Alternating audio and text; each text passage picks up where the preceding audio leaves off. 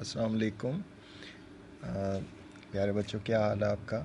आज आज का हमारा टॉपिक है periodic table and periodicity of properties. इस पर हम बात करेंगे।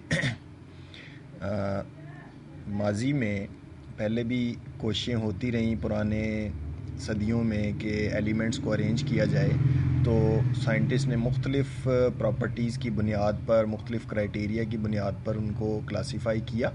तो उसकी लंबी हिस्ट्री है, लेकिन शॉर्ट फॉर्म में क्या था कि in order to simplify the study of elements, कि उनकी स्टडी आसान हो जाए, many attempts were made to classify them in 19th century. यानी 19th सेंचुरी से बाकायदा साइंसी बुनियादों पर सिस्टमेटिक तरीके से उसको अरेंज करने का, एलिमेंट्स को अरेंज करने का काम शुरू हुआ। पहले भी कोशिशें हुई थी, मेटल्स, नॉन मेटल्स, इस तरह से पहले से भी क्लासिफिकेशन थी, लेकिन वो बड़ी क्रूड थी। और elements having similar properties were put in one group. एक क्राइटेरिया ले लिया जाता था और उससे ग्रुप बनाया जाता था जिसमें एलिमेंट्स की प्रॉपर्टीज़ सिमिलर होती थी। सबसे पहली जो बाकायदा साइंटिफिक कोशिश थी वो डोब्राइनर थी। Dobereiner was a German scientist. He prepared his triads. Triad का मतलब होता है सेट ऑफ थ्री। इस तरह उसने तीन तीन एलिमेंट्स के सेट बनाए जिनको इस तरह से अरेंज किया जाता था कि elements with increasing atomic masses रखे जाते थे, और इन तीनों की केमिकल प्रॉपर्टीज़ सिमिलर होती थी, और जो सेंटर वाला एलिमेंट होता था उसका एटॉमिक मास बाकी दो के एटॉमिक मासेस का एवरेज होता था।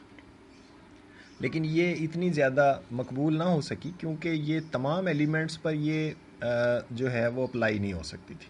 जितने एलिमेंट्स उस वक्त तक डिस्कवर हो चुके थे उन सब पर ये ट्राइएड्स उनके नहीं बनते थे, और वैसे भी इतने सारे एलिमेंट्स के ट्राइएड बनाने का मतलब फिर बहुत सारे ग्रुप्स बन जाते, तो इसलिए ये इतनी पॉपुलर नहीं हो सकी। और बहरहाल इन जो उसने ग्रुप बनाए उनमें तमाम ग्रुप्स में जो एलिमेंट्स एक ग्रुप में शामिल होते थे उनकी केमिकल प्रॉपर्टीज़ सेम होती थी। उसके बाद आ गया न्यूलैंड।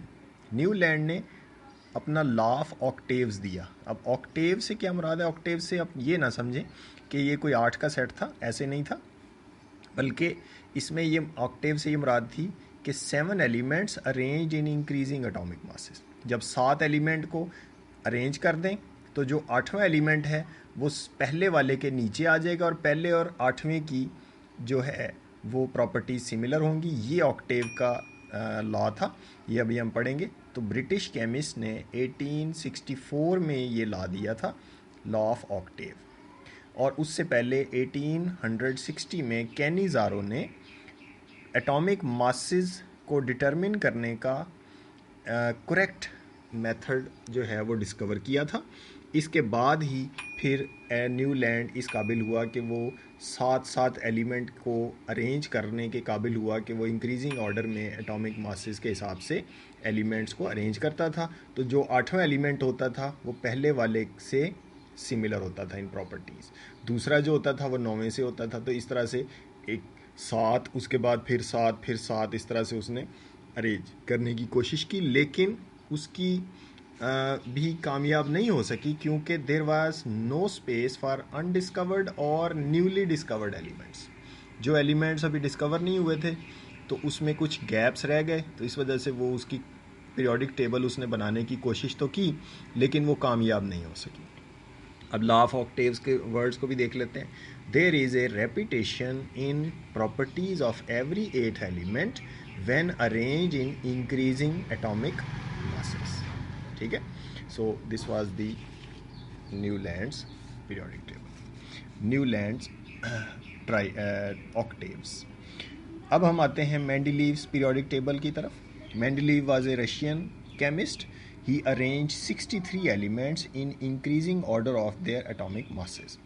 और उसने बाकायदा अपनी पीरियोडिक टेबल को हॉरिजॉन्टल रोज़ यानी पीरियड्स और वर्टिकल कॉलम्स ग्रुप्स में कन्वर्ट किया, और उनको किस तरह अरेंज किया? Increasing order of atomic masses के हिसाब से। He gave the name to this arrangement periodic table. यानी पीरियोडिक टेबल का नाम जो है वो पहली मरतबा मेंडलीव ने इस्तेमाल किया। He gave his law क्या था? properties of elements are periodic function of their atomic masses. अब इसकी खूबी क्या थी? With the help of this arrangement, he was able to predict the properties of elements yet to be discovered.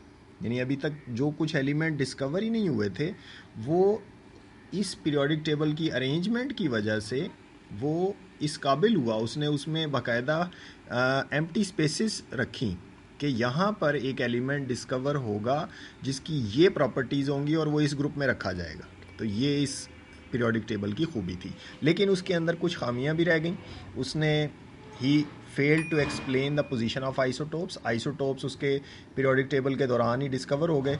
अब सवाल पैदा हुआ कि इनको कहाँ रखा जाए पीरियोडिक टेबल में, सो वो इसका जवाब नहीं दे सका.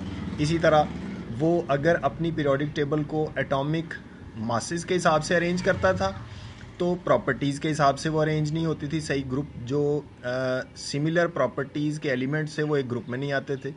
अगर वो उनको बाज़ एलिमेंट्स को according to properties, chemical properties वो अरेंज करता था तो उसमें एटॉमिक मासेस की जो इंक्रीजिंग एटॉमिक मासेस की प्रॉपर्टी एबिलिटी है वो ख़राब हो जाती थी. तो ये उसके डीमेरिट्स थे. अब हम आ जाते हैं मॉडर्न पीरियोडिक टेबल की तरफ.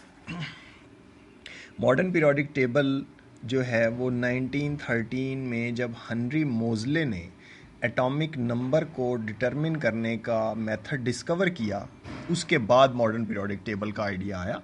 तो साइंटिस्ट ने सोचा कि क्यों ना हम जो मेंडलीव की ही पीरियोडिक टेबल है उसी को, जो एटॉमिक मासेस पर बेस्ड है, उसी को हम एटॉमिक नंबर की बेस पर अरेंज कर दें.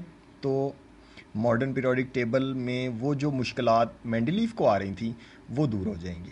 तो इस तरह से with this Mendeleev's periodic table was based on atomic which was based on atomic mass was now arranged on the basis of atomic number.